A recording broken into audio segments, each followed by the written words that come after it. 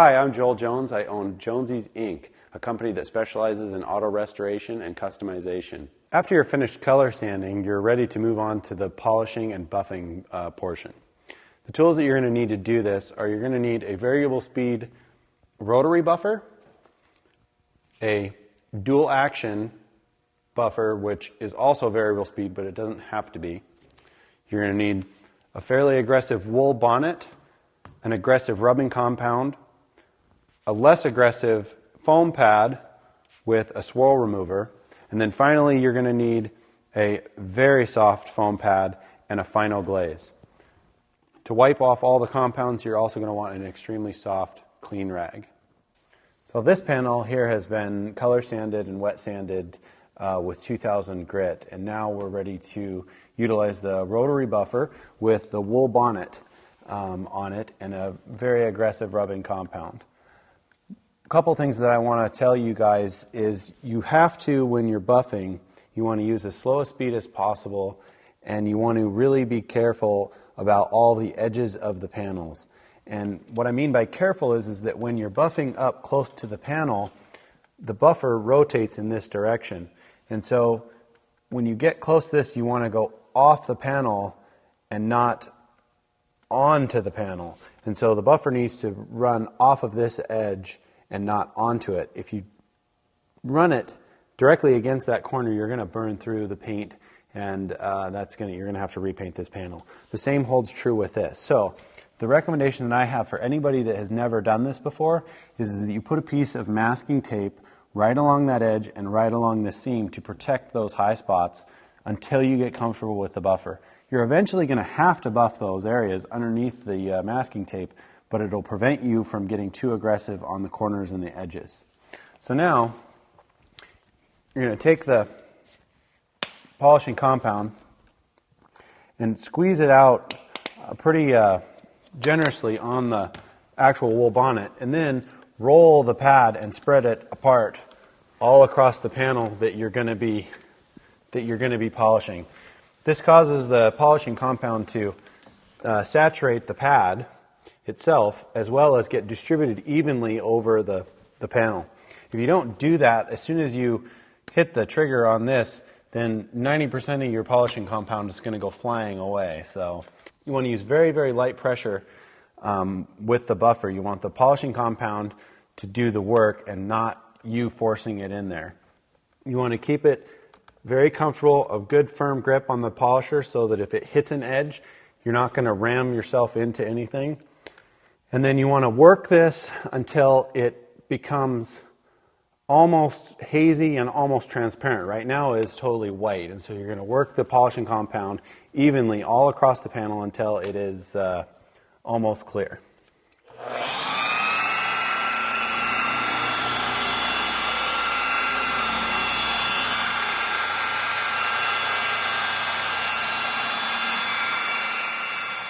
You can see how now it's kind of just a hazy film. There's still polishing compound on the surface, and we need to remove that before we move to the next stage. If you don't remove that, then the grit that's left behind is just going to get ground into the paint, and you're going to be going backwards instead of going forward. So you want to wipe with your soft cloth in one direction over the panel, so that you don't smear the compound back and forth. So a one direction wipe is how you want to remove this panel. And this holds true for all three of the compounds that we're going to be using. And now we're going to go one step finer with the swirl remover. The wool compound, the wool bonnet and the compound leaves very, very fine swirl marks from this rotary buffer. And we need to take those out with using a finer compound and a finer pad as well. The same principles apply. You want to saturate your foam pad, spread it evenly across the panel, and then always be careful of your edges.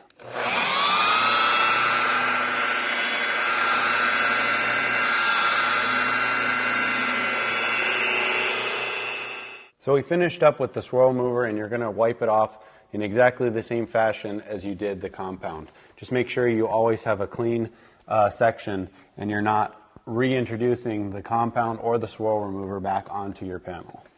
And now we're going to switch over to a dual action polisher. And from a hobbyist standpoint, this is going to be the tool that you are going to use the most in maintaining your fresh paint. It is very user-friendly. It doesn't rotate aggressively this way. It kind of gyrates around just like your normal hand would. And so you don't have to worry about the high edges as much or the corners as much. We're going to use a final glaze, and this is the very last step in actual polishes. One thing that you need to keep in mind when you're doing this is that paint will continue to cure and outgas for up to 6 months after you get it back from the paint shop.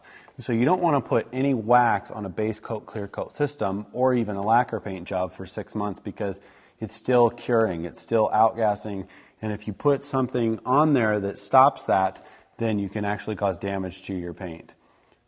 People would disagree with this, but it's just a good idea to not protect your paint with anything until it's had time to harden.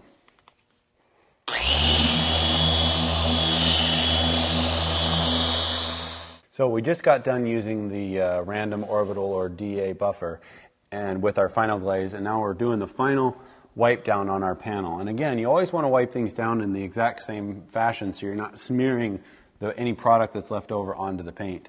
We're getting down here where our run used to be, and you can see that there's absolutely no sign of it whatsoever. Any kind of light that you go in, you're not going to be able to see it. And that's because we took our time using the block, using the sanding, and we didn't try to rush through it.